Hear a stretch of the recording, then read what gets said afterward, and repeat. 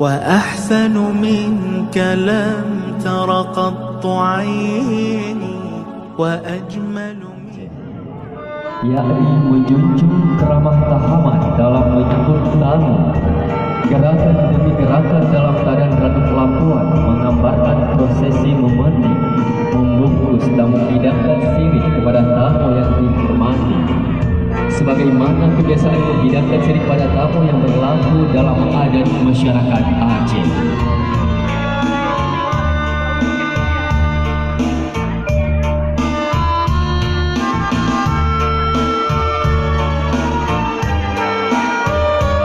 Makna dalam tarian radu kelambuan, setiap gerakan dan atribut tarian ini mengandung makna simbolik. Sebagai gambaran, seluruh gerakan dalam tarian ini dibawakan dengan tertib dan lembut sebagai ungkapan